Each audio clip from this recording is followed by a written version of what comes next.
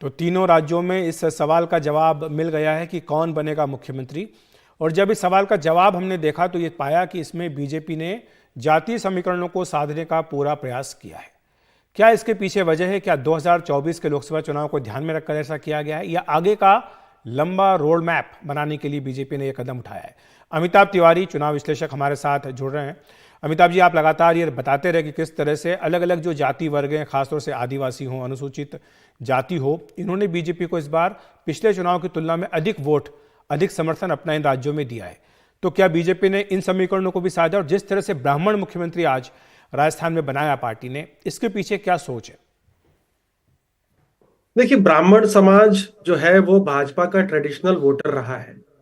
और कई सालों से जब भाजपा के पास दो एमपी थे तब से ब्राह्मण, ठाकुर और बनिया जो है समाज, ये भाजपा को वोट करते आए।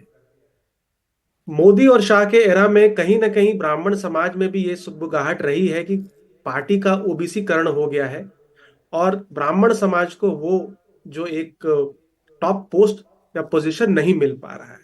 तो मुझे लगता है इसको शांत करने के लिए भाजपा ने और 2024 लोकसभा चुनाव को ध्यान में रखते हुए और ऑफ कोर्स अपने फ्यूचर रणनीति को भी ध्यान में रखते हुए जो उसका कोर ट्रेडिशनल वोटर है उसको खुश करने की कोशिश करी है।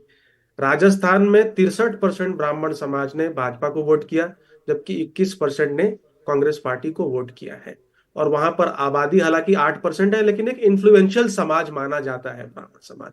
और अक्रॉस स्टेट्स हमेशा general category, forward caste, upper caste, जो भी आप कह लें, इसका जो 60%, 65% से ऊपर समर्थन राज्य के चुनावों में और लोकसभा चुनावों में भाजपा को मिलता रहा है।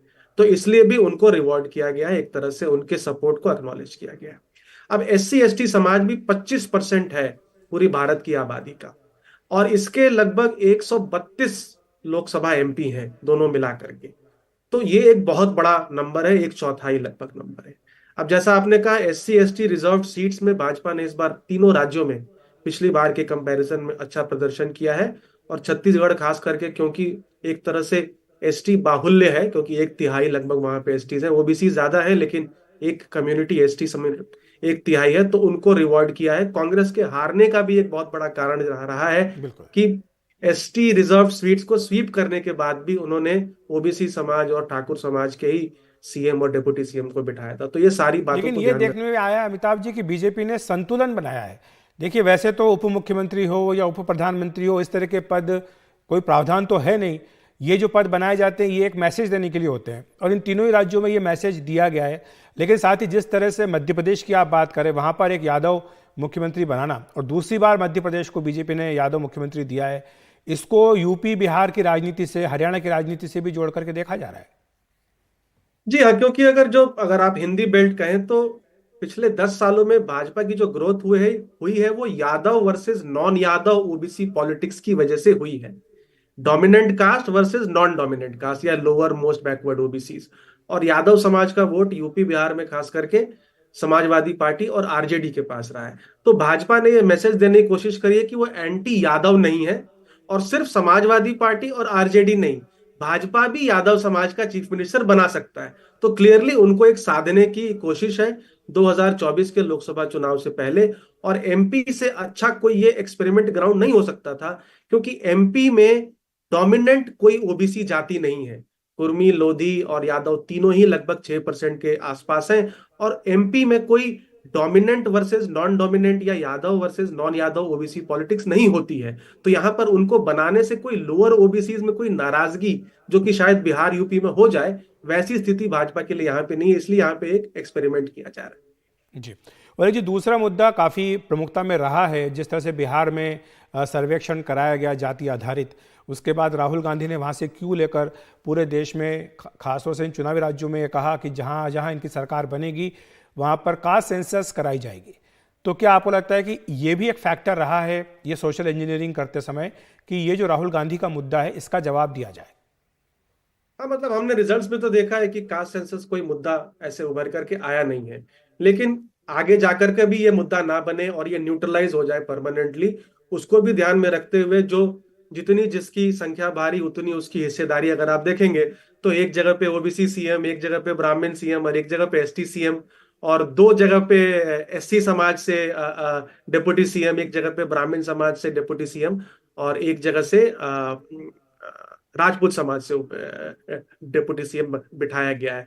तो जिसकी जितनी संख्या बारी उसकी उतनी हिस्सेदारी, तो एक तरह से भाजपा ने यहाँ करके दिखाने की कोशिश करी है। और ये तीनों राज्यों में बिल्कुल ही चला नहीं है, क्योंकि देखिए सबसे पहले सवाल ये उठता है कि भाई आपकी सरकारें 5 साल से थीं, तो उन्होंने कास्ट सेंसस क्यों नहीं कराया?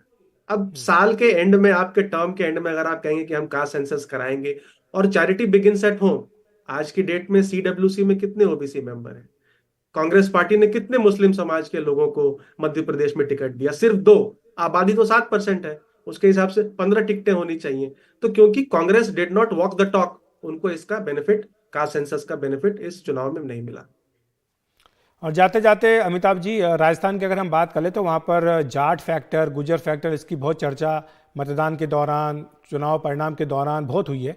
और ये माना गया कि जाट वोट जो है बीजेपी को मिले हैं, एक काफ़ी हिस्सा उन्हें मिला है, गुजर वोट भी बीजेपी को मिले। तो इस समाज को नुमाइंदगी न देना, क्या आपको लगता है कि बीजेपी इसको आगे चल के जब मंत्री परिषद बनेगा तो उसमें ठीक करने का प्रयास करेगी?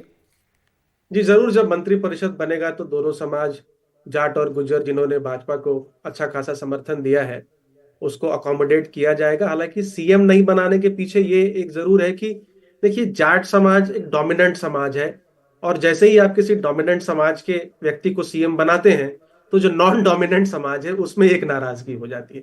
तो Jat versus non Jat politics है वहां, गुजर वर्सेस मीना पॉलिटिक्स है। तो इसको ध्यान में रखते हुए कांग्रेस ने भी, जब 1998 में जाट सीएम की बात थी, तो उस वक्त सीएम नहीं बनाया था। तो इस मुझे लगता है कैबिनेट में जरूर इस बात का ध्यान रखा जाएगा। और क्योंकि एमएलए भी बहुत सारे जाट समाज से ही हैं, वहां पर सबसे ज्यादा एमएलए हैं, तो मंत्री परिषद में उनको एक अच्छा हिस्सा मिलेगा। शुक्रिया आपका अमिताभ इस तमाम चर्चा के लिए।